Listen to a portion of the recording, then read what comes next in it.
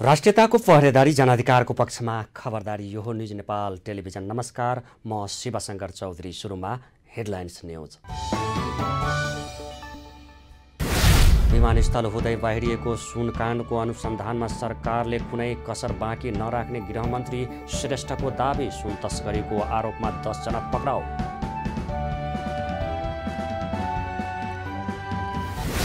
Cyber सुरक्षामा गम्भीर भएर काम गर्न सम्बन्धित निकायलाई प्रधानमन्त्री दाहालको निर्देशन। साइबर सुरक्षा नीति निर्माण गरिने।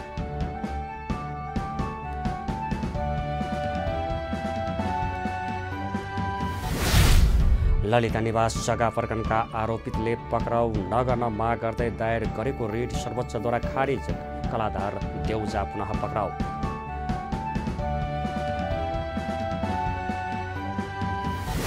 मुद्दा फिर्ता लिने प्रावधानप्रति मानवाधिकार आयोगको आपत्ति। राज्य आफ्नो दायित्वबाट फन्चिन खोजेको आरोप।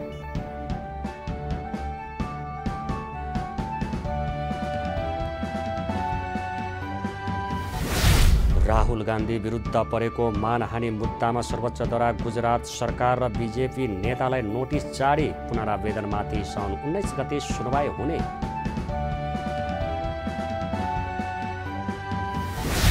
र फिफा महिला विश्वकप फुटबलमा स्पेनको विजय सुरुवात। कोस्टारिका 3-0 गोल अन्तरले पराजित।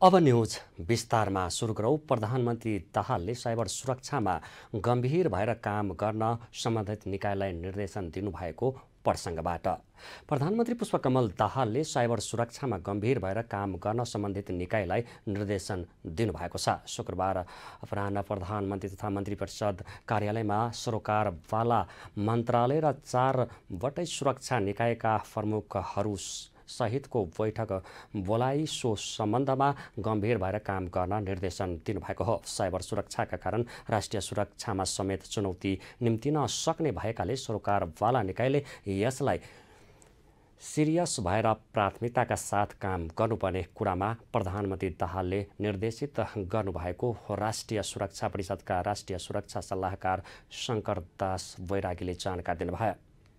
सूचना प्रविधि मन्त्रालय, नेपाली सेना, नेपाल प्रहरीको त्यसमा अहिलेसम्म भएका काम कारबाहीहरूको समीक्षा भयो।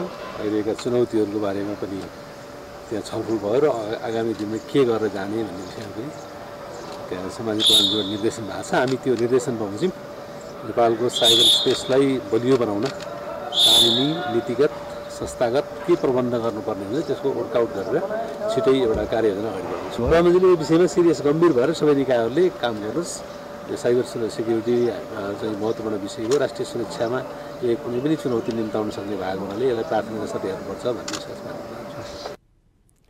बैठकमा साइबर सुरक्षाको क्षेत्रलाई बलियो बनाउने गरी कानुनी र नीतिगत र संस्थागत प्रबन्ध गर्न एउटा छुट्टै कार्ययोजना बनाएर लागू गर्ने निर्णय पनि गरिएको थियो। उपप्रधानमन्त्री एवं गृहमन्त्री नारायण काजी श्रेष्ठले त्रिभुवन अन्तर्राष्ट्रिय विमानस्थल भन्सार कार्यालयबाट अवैध रूपमा सुन भित्र्याउने जो कोहीलाई पनि कारबाही हुने बताउनु भएको छ। शुक्रबार बिहान सो विमानस्थलको अध्यागमन विभाग र भन्सार कार्यालयको अनुगमन गरेपछि उहाँले सो चेतावनी दिनुभएको हो। उपप्रधानमन्त्री श्रेष्ठले सुन प्रकरणबारे छानबिन गर्न भन्सार विभागले समिति गठन गरेको उल्लेख गर्दै उसले नै छानबिनको काम गर्ने र त्यसमा सघाउ पुर्याउनका लागि सम्बन्धित निकायलाई आफूले निर्देशन दिएको पनि बताउनु भयो। उहाँले सुनको अवैध धन्दा जस्ता अपराधिक क्रियाकलाप आगामी दिनमा पुनरावृत्ति नहुने गरी नयाँ योजना ल्याउने घोषणा समेत गर्नुभयो। नेपालमा दैनिक जसो सुन तस्करी हुने गरे पनि राजनीतिको बलियो जलप लगाइदा हतपत बरामद हुँदैन थियो। बरामद भएको सार्वजनिक भइहाले पनि भरिया समातिन्थे तर मुख्य तस्कर फरार हुन्थे। बुधबार भन्सार समेत जाँच पास भएर बाहिरिएको करिब 1 क्विन्टल सुन राजस्व अनुसन्धान विभागले काठमाडौँको सिना मङ्गलबाट बरामद गरेपछि निकै हलचल मचिएको छ। हेर्नुहोस् यो रिपोर्ट। नक्कली भुटानी शरणार्थी प्रकरण, बालुवाटारको ललिता निवास जग्गा घोटाला प्रकरणको छानबिन सेलाउन नपाउँदै फेरि देशमा एउटा अर्को ठूलो काण्ड उजागर भएको छ। 1 क्विन्टल सुन तस्करीको नयाँ प्रकरण। नेपालमा भन्सार छलेर र अवैध बाटो मार्फत ल्याइने गरेका सुन समय समयमा बरामद हुँदै गर्दा त्रिभुवन अन्तर्राष्ट्रिय विमानस्थलबाट भन्सार समेत जाँच पास भएर बाहिरिएको करिब 1 क्विन्टल सुन राजस्व अनुसन्धान विभागले गत बुधबार बरामद गरेको हो। नेपालमा सुन बरामद परिणाम यो नै अहिलेसम्मको ठूलो हो। यसअघि एकैपटक 88 केजीसम्म बरामद भएको थियो। तस्करी गरिएको सुनको वास्तविक परिणाम अहिलेसम्म मापन भइसकेको छैन। करिब 1 क्विन्टल हुन सक्ने अनुमान छ। मोटरसाइकल र स्कुटरको ब्रेक सुमा लुकाएर हङकङबाट तस्करी गरिएको उक्त सुन विमानस्थलस्थित भन्सार कार्यालय अगाडिबाट ट्याक्सीमा लैजान लाग्दा बरामद गरिएको थियो। बरामद सुनको मूल्य करिब 1 अर्ब रुपैयाँ हुने अनुमान गरिएको छ। 1 क्विन्टल सुन तस्करी गरेको आरोपमा बिहिबारसम्म 10 जना पक्राउ परिसकेका छन्। पक्राउ परेकाहरूमाथि राजस्व अनुसन्धान विभागले नै अदालतसँग म्याद मागेको छ। उच्च अदालत पाटनले विभागलाई नै अनुसन्धान गर्न 10 दिनको समय दिएको छ। सुन प्रकरणमा राजस्व अनुसन्धान विभागले चिनिया नागरिक जिक्वाङ लिङ, तिब्बतीय मूलका भारतीय नागरिक थिप्तेन छिरिङ, दोलखाका रामकुमार भुजेल, दिलीप भुजेल, भोजपुरका हर्कराज राई, ट्याक्सी चालक अशोक लामा, राजन श्रेष्ठ, कृष्ण श्रेष्ठ, ट्रान्स ग्लोबल सर्भिसका सञ्चालक पुष्करराज भट्ट र भन्सार एजेन्ट राजेन्द्र राईसहित 10 जनालाई पक्राउ गरेको छ। 1 क्विन्टलसम्म सुन काठमाडौँ स्थित अन्तर्राष्ट्रिय विमानस्थल हुँदै कसरी तस्करी सम्भव भयो भन्ने बारे अनुसन्धान गर्न भन्सार विभागले समेत एउटा छानबिन समिति गठन गरेको छ। सुन तस्करी हाम्रो लागि नयाँ र नौलो विषय होइन, यो निकै अघिदेखि हुँदै आएको हो।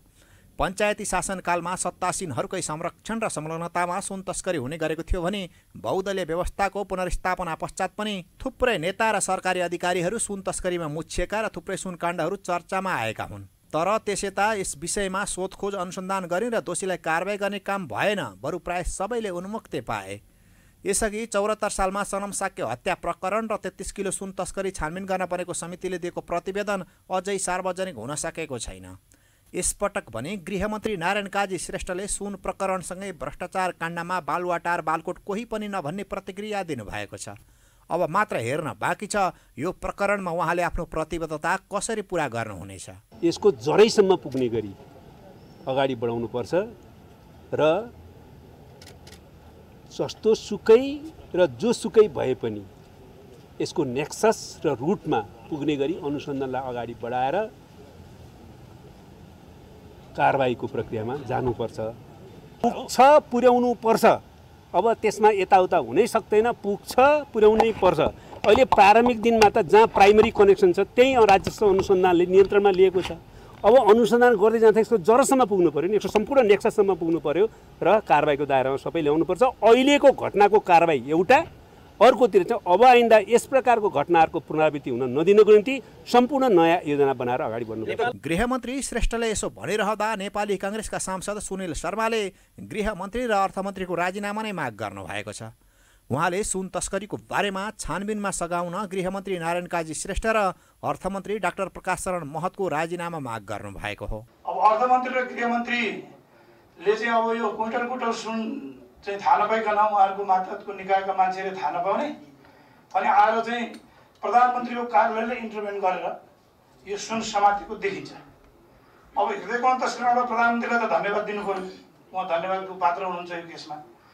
तर अब नैतिकताका हिसाबले अब देशमा यत्रो सुन चाहिँ क्विन्टल सुन चाहिँ छिरिरहँदाखेरि थाहा नपाउने अर्थमन्त्री र गृहमन्त्रीले नैतिकताका आधारमा यो अनुसन्धानको प्रक्रियालाई सहज बनाइदिनको निम्ति उहाँहरूले रिजाइन गर्नुपर्छ पर्दैन।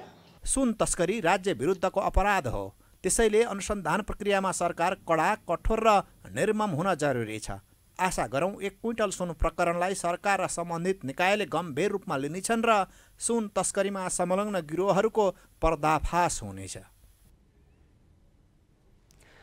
पर्यटन मन्त्री सुदन किरातीले सरकारले 1 क्विन्टल सुन तस्करी गर्ने भरियालाई नभएर मालिकलाई पक्राउ गर्नुपर्ने बताउनु भएको छ। शुक्रबार काठमाडौँ मा आयोजित 24औं अरुण स्मृति दिवस तथा सम्मान कार्यक्रममा बोल्दै मन्त्री किरातीले यस्तो बताउनु भएको हो। सुन तस्करी प्रकरणमा भरिया नभई मालिक पक्राउ गर्न सरकारलाई सङ्घ संस्था र जनताहरूले सडकबाट दबाव सिर्जना गर्नुपर्ने बताउनु भयो। उहाँले कसैलाई शक्तिको भरमा न्याय, संविधान र कानुनभन्दा माथि बस्ने अधिकार नभएको भन्दै कानुन विपरीत काम गर्नेलाई सरकारले तत्काल कारबाही गर्ने बताउनु भयो। एयरपोर्टमा 100 केजी सुन भर्खरै पक्रेको छ। गम्भीरताका साथ, कडाइका साथ म भन्न चाहन्छु, यसपाला भरिया होइन, मालिक पक्रिनुपर्छ। मालिक तपाईहरु जस्तो सङ्घ संस्थाको जनताबाट ठुलो सडकबाट दबाव सिर्जना गर्नुपर्छ। कसैलाई शक्तिको भरमा न्यायभन्दा माथि बस्ने, संविधान कानुनभन्दा माथि बस्ने अधिकार छैन। अहिलेको सरकारको सुशासन र समृद्धिको बाटो हिँडेर सभासदमा पुग्ने प्रधानमन्त्रीको निर्देशन र आफ्नो उद्देश्य, हामी त्यही बाटोमा हिँड्दैछौँ। पर्यटन मन्त्री किरातीले सुन बरामद गर्ने कार्यक्षेत्र पर्यटन मन्त्रीको नभएको भन्दै त्यो काम भन्सारको भएको बताउनु भयो।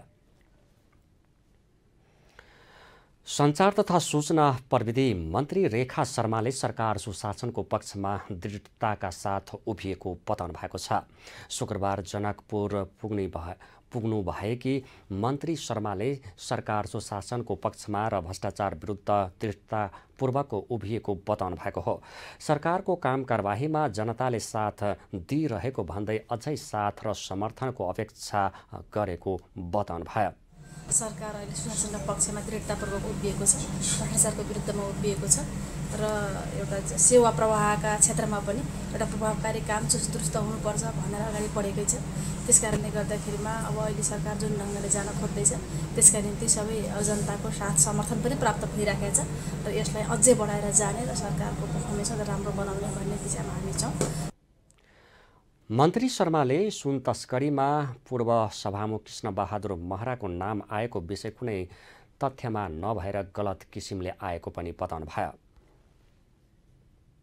न्युज नेपालमा अब पालो भएको छ ब्रेकको ब्रेक अघि हेडलाइन्स न्युज। विमानस्थल हुँदै बाहिरिएको सुनकाण्डको अनुसन्धानमा सरकारले कुनै कसर बाँकी नराख्ने गृहमन्त्री श्रेष्ठको दाबी। सुन तस्करीको आरोपमा 10 जना पक्राउ।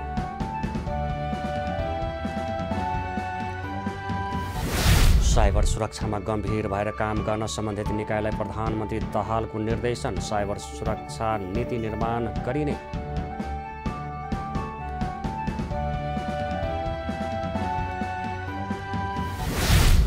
ललिता निवास जग्गा प्रकरणका आरोपितले पक्राउ नगर्न माग गर्दै दायर गरेको रिट सर्वोच्चद्वारा खारिज। कलाधार देउजा पुनः पक्राउ।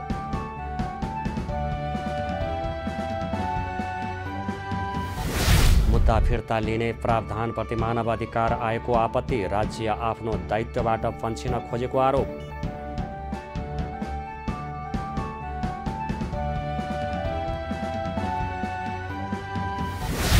राहुल गान्धी विरुद्ध परेको मानहानि मुद्दामा सर्वोच्चद्वारा गुजरात सरकार र बीजेपी नेतालाई नोटिस जारी। पुनरावेदनमाथि साउन 19 गते सुनवाई हुने।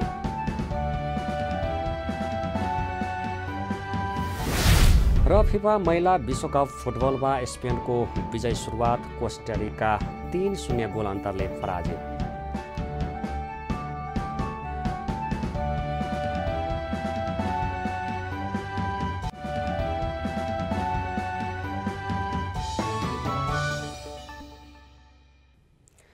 ब्रेकपछि पुनः स्वागत छ न्युज नेपालमा। अब बाँकी न्युज। ललिता निवास प्रकरणमा पक्राउ परेका सचिव कृष्ण बहादुर राउतलाई थुनामुक्त गर्न सर्वोच्च अदालतले परमादेश दिएको छ।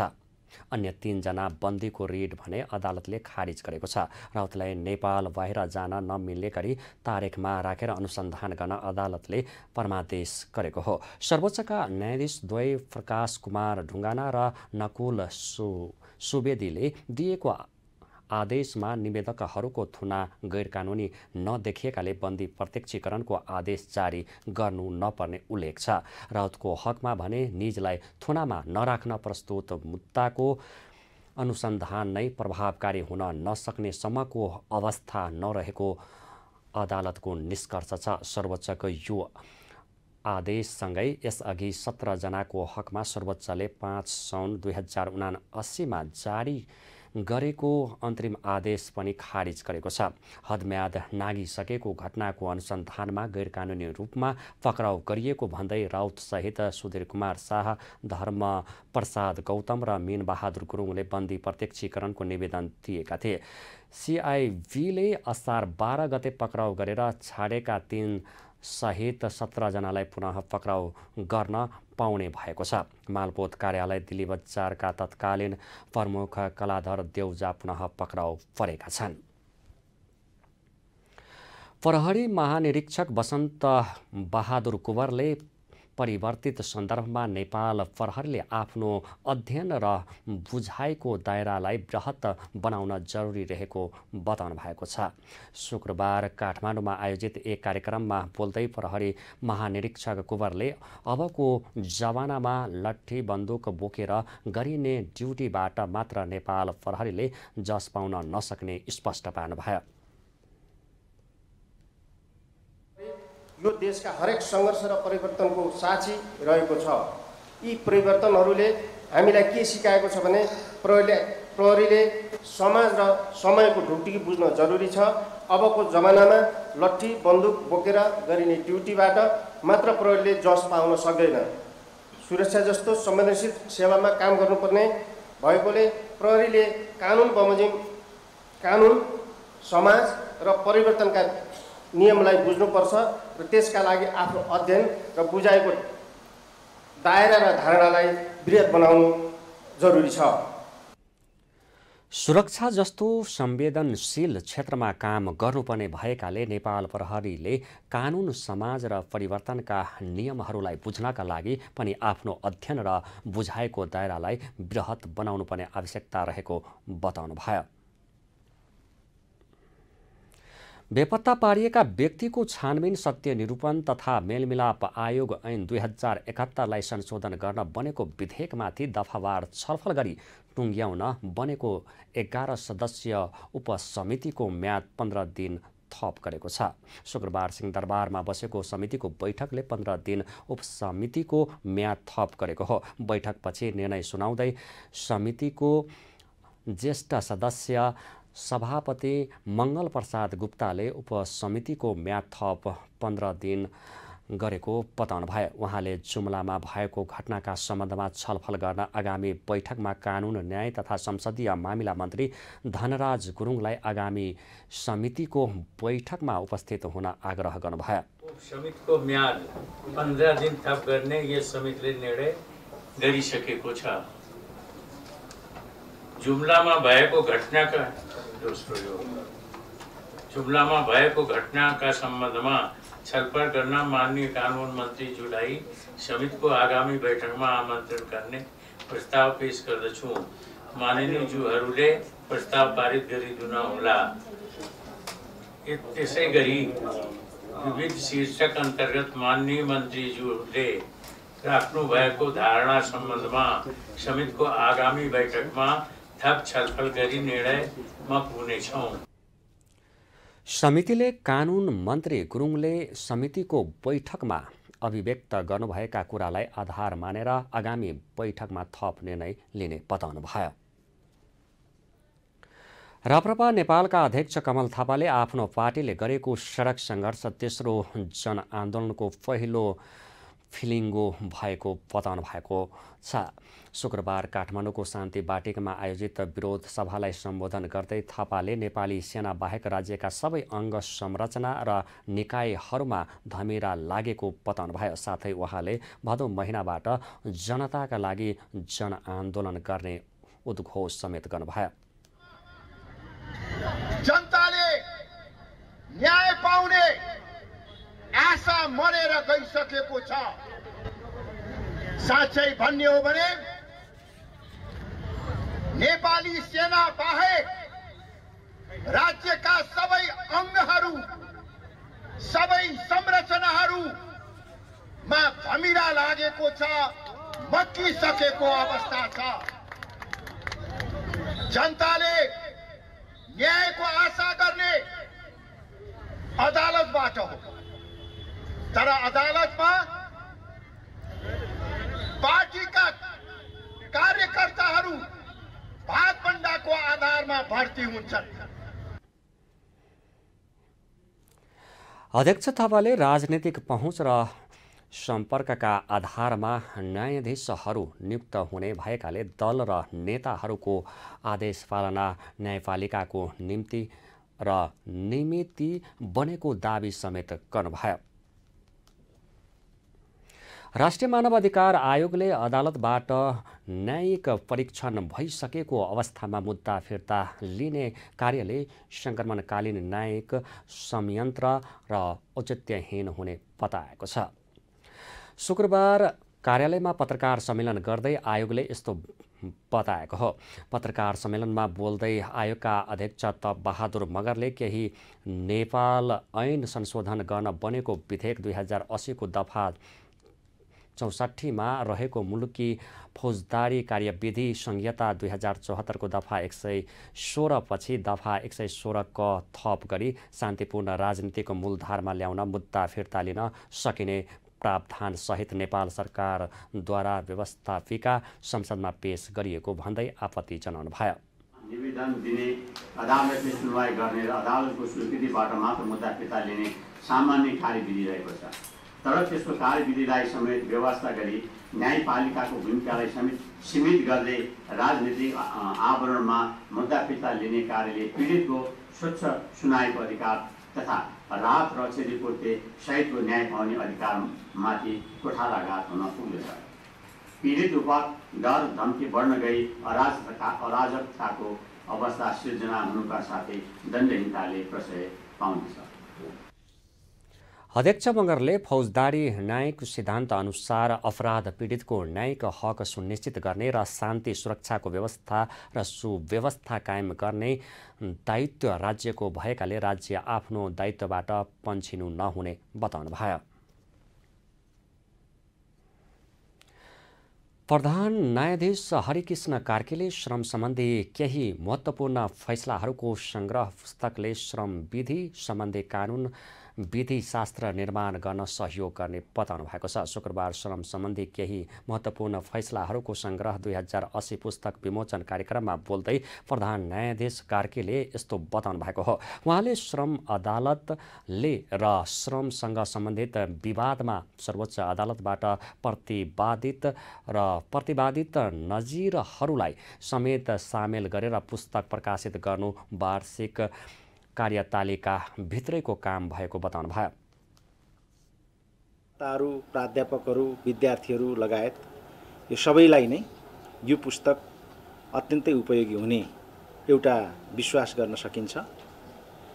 र दोस्रो कुरा, यसले पारदर्शिता र निश्चितताको सिद्धान्तलाई अँगालेर श्रम अदालतले फेरि मुद्दाहरू फैसला गर्नका लागि एउटा मार्गदर्शक चाहिँ नि बन्न सक्दछ भन्ने पनि मलाई लाग्दछ।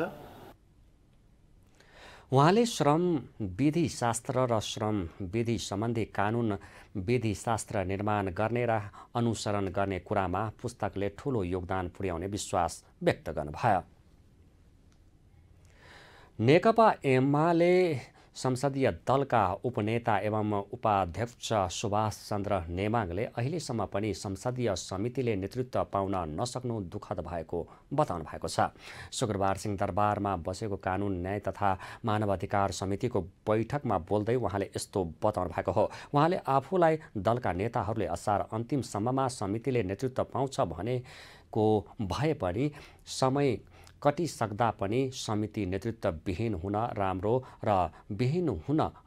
नभएको बताउनु भयो। उहाँले समितिको नेतृत्व जति सक्दो चाँडो हुनुपर्ने बताउनु भयो। संसदले पाउँछ भनेर मलाई भनिएको थियो असारभित्रमा, तर अब असार पनि नाग्यो। त्यसैले मलाई भनिएको कुरा के हो त भन्दा अब समितिहरूले सभापति पाउँछ। समितिहरूले सभापति नपाएको कुरा यो पिँढीको विवादै छैन।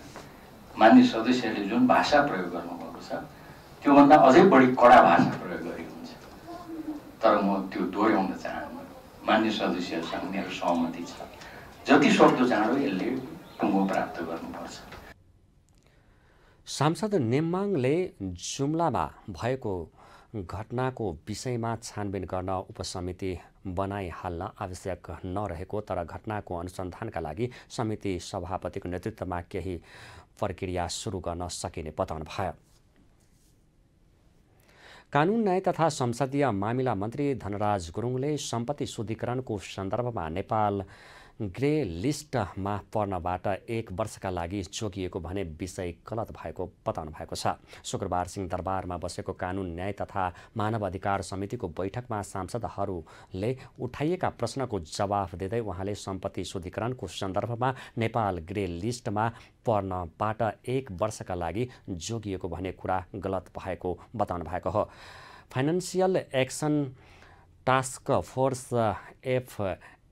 ATF को एसिया प्यासिफिक ग्रुपको बैठकमा सहभागी सदस्यहरू नेपाल फर्किएपछि नेपाल ग्रे लिस्टमा पर्नबाट 1 वर्षका लागि जोगिएको खबर सार्वजनिक भएको थियो तर कानुन मन्त्री गुरुङले सो विषय गलत भएको बताउनु भएको हो। सम्मेलनमा ATF को बैठकमा हामीले फेरि फाइनल रिपोर्ट लगेर बुझाउनु पर्ने हुन्छ, त्यसपछि के हुन्छ भन्ने कुरा त्यहाँबाट निर्णय हुन्छ। त्यसैले म एकदम विरोध साथ आग्रह गर्न चाहन्छु कि हामीले 1 वर्ष पाइहाल्यौँ, अब विधेयकलाई सिरानी राखेर सुन्नुपर्छ होइन। यो चाहिँ वास्तवमा गम्भीर विषय छ। यो अहिले त हामीले यहाँ पटक पटक कानुन मन्त्रालयमा विदेशी नियोगका साथीहरू आउँदाखेरि हामीले त्यही कुरा भन्यौँ कि हामी छलफलमै छौँ। मन्त्री गुरुङले सम्पत्ति शुद्धिकरण सम्बन्धी विषयमा नेपालको लागि बुझ्न आउन विदेशी नियोगका पदाधिकारीहरूलाई संसदीय समितिमा छलफलका क्रममा छ भनेर बुझाउने गरेको बताउनु भयो। न्युज नेपालमा अब पालो भएको छ बिजनेस न्युजको।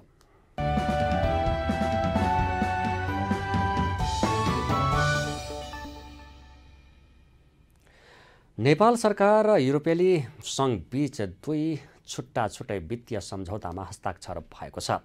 शुक्रबार अर्थ मन्त्रालयमा नेपाल सरकार र युरोपेली सङ्घबीच गुणस्तर शिक्षा सबैका लागि र जलवायु परिवर्तनमा स्थानीय अनुकूल विषयमा सम्झौता भएको हो। सम्झौता पत्रमा नेपाल सरकारको तर्फबाट अर्थ सचिव अर्जुन प्रसाद पोखरेल र नेपालका लागि युका राजदूत नोना डिप्रेजले हस्ताक्षर गर्नुभएको छ। उक्त सम्झौता अनुसार सबैका लागि गुणस्तरीय शिक्षाले सरकारको विद्यालय शिक्षा कार्यान्वयनमा सहयोग पुर्याउने अर्थ सचिव अर्जुन पोखरेलले बताउनु भयो। उहाँले नेपालको सामाजिक र आर्थिक विकासमा सक्रिय भूमिका खेल्न महत्त्वपूर्ण योगदानको आशा रहेको बताउनु भयो। To education for all children, especially the disadvantaged and marginalized ones. Improve the quality and relevance of free basic and secondary education. Strengthen the local system delivery capacity by promoting good governance, intergovernmental coordination and collaboration, and by developing institutional capacity at local level. युरोपेली सङ्घ र Finland टोली युरोपको रूपमा स्थानीय र प्रान्तीय सरकारहरूसँग काम गर्न जारी राख्ने सङ्घले जनाएको छ। नेपालले विकास र जलवायु कार्यलाई सन्तुलनमा राख्ने इमान्दार प्रयास गरिरहेको भन्दै सङ्घले नेपालको प्रशंसा गरेको छ। पटक पटकको आग्रह र अनुरोधमा पनि सरकारले निर्माण व्यवसायहरूको मागलाई बेवास्ता गरेपछि निर्माण व्यवसायको छाता सस्ता निर्माण व्यवसाय महासङ्घले राष्ट्रिय भेला आयोजना गरेको छ। काठमाडौँमा आयोजित भेलामा देशभरका व्यवसायले सहभागिता जनाएका छन्। एक रिपोर्ट। निर्माण व्यवसायीहरूले निर्माणको भुक्तानी गर्न, ठेक्काको म्याद थप गर्न र मूल्यवृद्धि फ्रिज नगर्न सरकारसँग पटक पटक माग गरिरहेका छन्। तर सरकार भने कानमा तेल हालेर बसिरहेको छ। राज्यले निर्माण कार्यको भुक्तानी नदिँदा निर्माण व्यवसायहरू व्यवसायबाट पलायन हुने अवस्थाको सिर्जना भइसकेको छ। पटक पटकको ध्यानाकर्षण सरकारले बेवास्ता गरेपछि अन्ततः निर्माण व्यवसाय महासङ्घले काठमाडौँमा राष्ट्रिय भेला आयोजना गरेको छ। निर्माण उद्योगमा भएका समस्या, देशभरका निर्माण व्यवसायीहरूको अवस्था र गर्नुपर्ने सुधारका बारेमा छलफल गरी सरकारलाई सुझाव दिनका लागि भेला आयोजना गरिएको हो। 2079-80 को आर्थिक वर्षमा निर्माण उद्योगमा भएका समस्याहरू र 77 जिल्लामा रहेका निर्माण व्यवसायीहरूको अवस्था, आवश्यक सुधार र आर्थिक वर्ष 2080-81 मा कसरी निर्माण उद्योग अघि बढाउने भन्ने बारेमा छलफल गर्न पनि भेला आयोजना गरिएको हो। निर्माणको भुक्तानी 70 अर्बभन्दा बढी रहेको भए पनि यसबारेमा बारम्बार सरकारलाई जानकारी गराउँदा पनि सरकार उदासीन बनेको निर्माण व्यवसायीहरूको आरोप रहेको छ। निर्माण व्यवसायीले निर्वाह गर्ने र सरकारले सहयोग गर्ने भूमिकाका बारेमा विस्तृत छलफल गरी निर्माण व्यवसायलाई चलायमान बनाउन सरकारलाई आवश्यक सुझाव दिन सम्मेलन केन्द्रित हुने नेपाल निर्माण व्यवसाय महासङ्घका अध्यक्ष रवि सिंहको भनाइरहेको छ। सरकारको भूमिका र निर्माण व्यवसायीको दायित्व, निर्माण व्यवसायले निर्वाह गर्नुपर्ने भूमिका, जिम्मेवारी र अभिभावकको हिसाबले सरकारले निर्वाह गर्नुपर्ने भूमिका र 2080 असार 21 गते नेपाल सरकारबाट सार्वजनिक खरिद नियमावलीको 12औं संशोधनको 120 क लाई सब्स्टिट्युट गर्ने गरेर जुन निर्देशन जारी भएको छ, त्यो निर्देशनले सम्बोधन नभएका कुराहरूलाई कसरी सम्बोधन गर्ने, कसरी गराउने भनेर राष्ट्रव्यापी रूपमा एउटा म्यान्डेट लिएर आगामी दिनको यात्रा तय गर्नलाई हामीले यो राष्ट्रिय भेला बोलाएका हौं। ठेक्काको समय बढाउनु पर्ने, भुक्तानी गर्न र मूल्यवृद्धि फ्रिज गरिएकाले फ्रिज नगराउन निर्माण व्यवसायीले पटक पटक आग्रह गर्दै आएका छन्। त्यस्तै लुम्बिनी निर्माण व्यवसायी संघ रूपन्देहीका पूर्व जिल्ला अध्यक्ष विनय केवालीले निर्माण भुक्तानी राज्यले नगरेकाले भेला बोलाइएको बताउनु भयो। भोग्या निर्माण व्यवसायको समस्या त धेरै छ हेर्नुहोस् हैन। एकातिर राज्यले चाहिँ नि बजेट चाहिँ नि खर्च गर्न नसकेको भन्छ र अर्को निर्माण व्यवसायले चाहिँ नि हाम्रो 80% 90% काम भ्याउँदा पनि राज्यले चाहिँ भुक्तानी नदिएको स्थिति छ। अहिले पनि हाम्रो 70 खरब रुपियाँ चाहिँ नि हाम्रो चाहिँ निर्माण व्यवसायहरूको चाहिँ भुक्तानी नदिएको चाहिँ राज्यले चाहिँ नदिएको स्थिति छ। निर्माण व्यवसायीहरूले ऋण लिएर भए पनि विकास निर्माणका कामहरू असार मसान्तसम्म गर्नुपर्ने जति गरेको भए पनि राज्यले निर्माण कार्यको भुक्तानी नदिँदा निर्माण व्यवसायीहरू भागाभागको स्थितिमा पुगेका छन्। कतिपय निर्माण व्यवसायीहरू बैंकको चेक बााउन्स भएका कारण जेल जानुपर्ने अवस्था समेत आएको छ। हामीले असार मसान्तसम्म गर्नुपर्ने कामहरू सम्पूर्ण हामीले चाहिँ ऋण लिएर, धन लिएर, सम्पूर्णलाई चेक चाहिँ धितो राखेर, सम्पूर्णलाई उधारो, पार्टीहरूलाई उधारो लिएर हामीले कामहरू, निर्माण कार्यहरू सम्पन्न गरिसक्दा पनि नेपाल सरकारले हामीले गरेका निर्माण कार्यहरूको भुक्तानीहरू नदिइसकेपछि हामी अहिले निर्माण व्यवसायहरू भागाभाग हुने स्थितिमा छौँ। कतिको चेक बााउन्स भएर कति साथीहरू जेलमा जाने स्थिति पनि परिरहेको छ। कति उधारो दिने पार्टीहरूले हामीलाई घर घेर्न आएर हामी घरमा अफिसमा पनि बस्न सक्ने स्थिति भइरहेको छैन। यसलाई सरकारले गम्भीर रूपमा लिइरहेको छैन। त्यस्तै नेपाल निर्माण व्यवसायी महासङ्घकी सदस्य गीता साईले आवश्यक म्याद थप नहुनु र समयमै निर्माणको भुक्तानी नगर्नुले निर्माण व्यवसायीहरू समस्यामा परेको बताउनु भयो। उहाँले बारम्बार सरकारसँग आग्रह गर्दा समेत सरकारले व्यवस्था गरेको आरोप पनि लगाउनु भयो। पटक भन्दाखेरि उहाँहरूले अहिलेसम्म पनि असार मसान्तसम्म कुनै रेस्पोन्स नगरेको कारणले हामी यो भेला गरेर यसमा आन्दोलन जाने तयारी गर्दैछौँ। बेलामा समयमा भुक्तानी नहुनु र म्याद थप भने जस्तो म्याद थप नगर्नु र यसमा माइलस्टोनले गर्दाखेरि एकदम निर्माण व्यवसायहरू मारमा पर्नु भएको छ। व्यवसायको समस्याको विषयमा महासङ्घले सरकारलाई बारम्बार ध्यानाकर्षण गराउँदा समेत सरकार गम्भीर नहुँदा निर्माण क्षेत्रबाट व्यवसाय पलायन हुने अवस्था सिर्जना भएको छ। राज्यले भुक्तानी नदिँदा व्यवसायीले ऋण लिएर विकास निर्माणका काम गरेको भए पनि सरकारबाट आवश्यक ध्यानाकर्षण नहुँदा मजदुर समेत प्रभावित बनेका हुन्। सरकारले समयमा नै काम सकिएका निर्माण आयोजनाको भुक्तानी नगर्दा मन्त्रालयमै पुगेर व्यवसायीहरू धरनामा बस्नुपर्ने विडम्बना समेत रहेको छ। अब काम गरेको पैसा यो आर्थिक मन्दीको बावजुदमा यसरी निर्माण व्यवसायले गरेको कामको भुक्तानी नपाउँदा योभन्दा पीडा अथवा योभन्दा दयनीय अवस्था के नै हुन सक्छ र काम गरेको पैसा लिनलाई हामी सिंहदरबारभित्र बसेर अर्थ मन्त्रालयमा धरना बस्नुपर्ने अवस्था छ आफ्नो काम छोडेर। त्यस्तै लुम्बिनी प्रदेशसभा सदस्य डिलीराज भुसालले निर्माण व्यवसायी महासङ्घको माग जायज रहेको बताउनु भयो। उहाँले निर्माण व्यवसायीले काम नै गरेनन् भन्ने आरोप सरकारले लगाउने र निर्माण व्यवसायीले गरेका कामको निरीक्षण नहुने, काम सम्पन्न गर्दा समेत समयमा भुक्तानी नदिने समस्या रहेको बताउनु भयो। त्यस्तै उहाँले निर्माण व्यवसायीहरूले पनि जिम्मेवारीपूर्वक काम गर्नुपर्नेमा जोड दिनुभयो। निर्माण व्यवसायीले आफ्नो जिम्मेवारीमा सबै चाहिँ होइन, यसमा चाहिँ नि केही पर्सेन्ट निर्माण व्यवसाय पनि हामी पनि अलिकति त्यसमा बदमास छौँ। समय काम नभ्याइदिने, अस्तव्यस्त पारिदिने, यो पनि गर्न हुँदैन निर्माण व्यवसायले। थोरै धेरै कसको बर्ता छ भन्ने कुरो त्यो पछि कुरा रहला, तर केही कमजोरी सरकारको पनि छ, केही कमजोरी निर्माण व्यवसायको पनि छ। तर काम गरेर भुक्तानी नदिने सरकारको 100% सरकारको कमजोरी छ। आखिर यस्तो किन भयो त? गालीका पात्र किन भए त निर्माण व्यवसायीहरू? सरकार आफ्नो कमजोरी नदेख्ने, निर्माण व्यवसायी आफ्नै पक्षमा बोल्ने र राजनीतिक नेतृत्वले संरक्षण गर्ने, यी तीनै खालका प्रवृत्ति नसचिएसम्म विकास निर्माण अघि बढ्न सक्दैन। Business bureau, news Nepal television, Kathmandu. News नेपालमा अब पालो भएको छ इन्टरनेसनल न्युजको।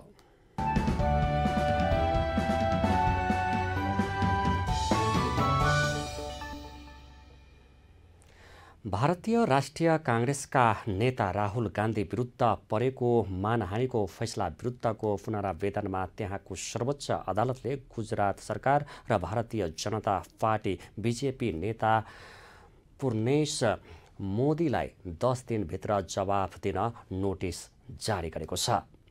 शुक्रबार न्यायाधीश बीआर गवईको संयोजकताको इजलासले त्यस्तो सूचना जारी गरेको हो। नेता गान्धीको पुनरावेदनमाथि यही साउन 19 गते सुनवाई हुनेछ। गुजरात उच्च न्यायालयले आफ्नो आदेशमा आपराधिक मानहानि मुद्दामा नेता गान्धीको सजायलाई रोक्न अस्वीकार गरेको थियो। अदालतले सुरत अदालतले गरेको निर्णयलाई नै सदर गरेको थियो। मोदी उपनामलाई लिएर नेता गान्धीले गरेको टिप्पणीबाट मानहानि भएको भन्दै सुरत अदालतले 2 वर्षको जेल सजाय सुनाएको थियो। अदालतको त्यो निर्णयसँगै नेता गान्धीको संसद पद खारिज भएको छ। न्युज नेपालमा अब पालो भएको छ स्पोर्ट्स न्युजको सहकर्मी राजेश शर्माको साथमा।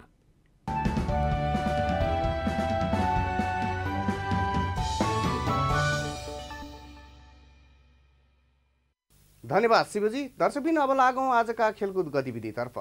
फिफा महिला विश्वकप फुटबलमा स्पेनले विजयी सुरुवात गरेको छ। न्युजिल्यान्डको वेलिङटनमा शुक्रबार भएको खेलमा स्पेनले कोस्टारिकामाथि 3-0 गोलको सहज जित निकालेको छ। जितसँगै स्पेन समूह सीमा स्पष्ट 3 अङ्कसहित रहेको छ। स्पेनलाई जिताउनका लागि एन्टानो बोनाल्टी, कोका र एस्तर गोल्जाल्वेज रोड्रिगेजले 1-1 गोल गर्दा पहिलो गोल भने उपहार पाएको थियो। दोस्रो हाफमा दुवै पक्षबाट कुनै पनि गोल नभएपछि अन्ततः स्पेन 3-0 को जित निकाल्दै सुखद सुरुवात गर्न सफल भएको हो। समूह सीमा स्पेन 3 अङ्कका साथ शीर्ष स्थानमा रहँदा पराजित भएको कोस्टारिका चौथो स्थानमा रहेको छ। यो समूहमा रहेका जाम्बिया र जापानले शनिबार दिउँसो 1:15 बजे आफ्नो पहिलो खेल खेल्नेछन्। यो खेल न्युजिल्यान्डमा हुनेछ। श्रीलङ्का यसलाई हराउँदै Pakistani SCG emerging Asia cup क्रिकेटको फाइनलमा पुगेको छ। टस जितेर पहिले ब्याटिङ गरेको पाकिस्तानले 323 रनको लक्ष्य दिएको थियो, तर 45.4 ओभरमा अल आउट हुँदै श्रीलङ्काले 262 रन मात्रै बनाउन सक्यो। समूह ए को विजेता हुँदै श्रीलङ्का सेमिफाइनलमा पुगेको हो, तर घरेलु मैदानमा पाकिस्तान एसँग पराजित भएसँगै उपाधि होडबाट बाहिरिएको छ। पाकिस्तान ए भने समूह बी को उपविजेता बनेर सेमिफाइनलमा पुगेको थियो। अब पाकिस्तानले भारत ए र बङ्गलादेश ए मध्ये एक टिमसँग प्रतिस्पर्धा गर्नेछ। काभा बीच भलिबल च्याम्पियनसिपमा रजत पदक विजेता नेपाली महिला र पुरुष भलिबल टोली सम्मानित भएका छन्। नेपाल भलिबल संघले शुक्रबार एक कार्यक्रमको आयोजना गर्दै बङ्गलादेशमा सम्पन्न च्याम्पियनसिपमा पदक विजेता महिला र पुरुष खेलाडीलाई सम्मान गरेको हो। राष्ट्रिय खेलकुद परिषद राखेपका उपाध्यक्ष शिव कोइराला र संघका अध्यक्ष जितेन्द्र बहादुर चन्द लगायतकाले पदक विजेता महिला टोली कोपिला उप्रेती र कमल पुन तथा पुरुष टोली दिलबहादुर सुनार र मानबहादुर श्रेष्ठलाई नगदसहित सम्मान गरेका हुन्। टोलीका व्यवस्थापक जुनु पुन मगरले आफूले पाएको पुरस्कार रकम 19औं एसियाडको तयारीमा रहेका खेलाडीका लागि खर्च गर्ने घोषणा गर्नुभयो। उक्त कार्यक्रममा राखेपका उपाध्यक्ष शिव कोइरालाले खेलाडीलाई प्रोत्साहन गर्ने खालका कार्यक्रम, सम्मान र पुरस्कार आवश्यक रहेको उल्लेख गर्दै राज्यको तर्फबाट पनि यस्ता काम उचित समयमा हुनुपर्ने बताउनुभयो। विभिन्न विधाहरूमा विभिन्न क्याटेगोरीहरूमा विभिन्न देशमा खेल खेल्न जाँदा त्यो खेलको हैसियत अनुसार त्यो खेल अफिसियल खेल हो वा त्यो खेल सङ्घको अफिसियल खेल हो के हो, त्यो च्याम्पियनसिप हो विविध। म यो खेलमा जाँदा मैले यो पोजिसन ल्याएँ भने मलाई राज्यले यति पुरस्कारले सम्मान गर्नेछ भनेर खेलाडीहरूले जाँदा नै थाहा पाउनुपर्छ। त्यसले पनि केही ऊर्जा पैदा गर्छ भनेर यो नियमावली निर्माण गरिएको। राज्य र आम समर्थकले नै राष्ट्रिय खेल भलिबलबाट धेरै आशा राखेको र सोही अनुसार सङ्घले काम गरिरहेको बारेमा आफू जानकार रहेको कोइरालाको भनाइ थियो। सङ्घका अध्यक्ष जितेन्द्र बहादुर चन्दले ऐतिहासिक पदक विजेता नेपाली बीच भलिबल टोलीलाई बधाई दिनुभयो। हाम्रो महिला र पुरुष भलिबल टिमले ऐतिहासिक सिल्भर मेडल रजत पदक प्राप्त गर्न सफल भयो। यो नेपालको लागि एउटा ऐतिहासिक क्षण थियो, किनभनेदेखि नेपालले 2019 को जुन 13 दक्षिणी एसियाली खेलकुद अन्तर्गत ऐतिहासिक महिलातर्फ ऐतिहासिक काँस्य पदक प्राप्त गरेको थियो। तत्पश्चात कुनै पनि अन्तर्राष्ट्रिय प्रतियोगितामा मेडल प्राप्त गर्न सकेको थिएन र काबाले आयोजना गर्ने एबिसी को स्वीकृतिमा जुन यो प्रतियोगिता चाहिँ डेजिग्नेटेड भएको थियो र यस प्रतियोगितामा हाम्रा खेलाडीहरूको एउटा अथक प्रयास, उहाँहरूको हार्डवर्क र हाम्रा पदाधिकारीज्यूहरूको हार्डवर्कले गर्दाखेरि जुन ऐतिहासिक हामीले मेडल प्राप्त गर्यौँ। साथै अध्यक्ष चन्दले भलिबलका लागि 5000 दर्शक क्षमता भएको कबड हल निर्माण गर्ने उद्देश्य अनुरूप आफ्नो कार्य समिति लागि परेको र त्यसमा राखेपको पनि सहयोग भइरहेको उल्लेख गर्नुभयो। आगामी सेप्टेम्बर 23 देखि चीनको हाङझ्याउ सहरमा हुने 19औं एसियाडमा नेपालका 29 खेलमध्ये नेपाली महिला तथा पुरुष भलिबल टोली पनि सहभागी हुनेछन्। हस्त खेलकुद गतिविधि अहिलेलाई यति नै। अब लागौं स्टुडियो एकतर्फ।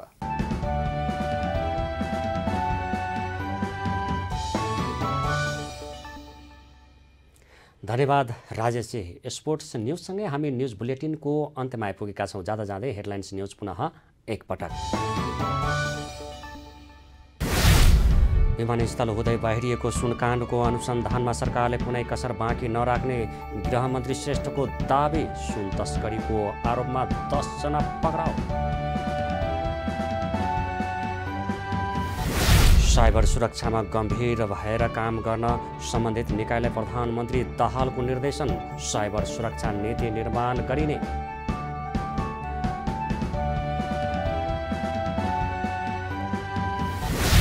ललिता निवास जग्गा प्रकरणका आरोपितले पक्राउ नगर्न माग गर्दै दायर गरेको रिट सर्वोच्चद्वारा खारेज। कलाधार देउजा पुनः पक्राउ।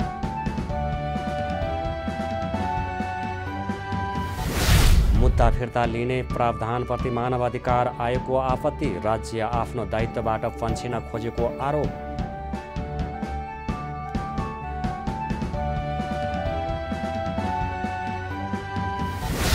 राहुल गान्धी विरुद्ध परेको मानहानि मुद्दामा सर्वोच्चद्वारा गुजरात सरकार र बीजेपी नेतालाई नोटिस जारी। पुनरावेदनमाथि साउन 19 गते सुनवाई हुने। र फिफा महिला विश्वकप फुटबलमा स्पेनको विजय सुरुवात। कोस्टारिका 3-0 गोल अन्तरले पराजित।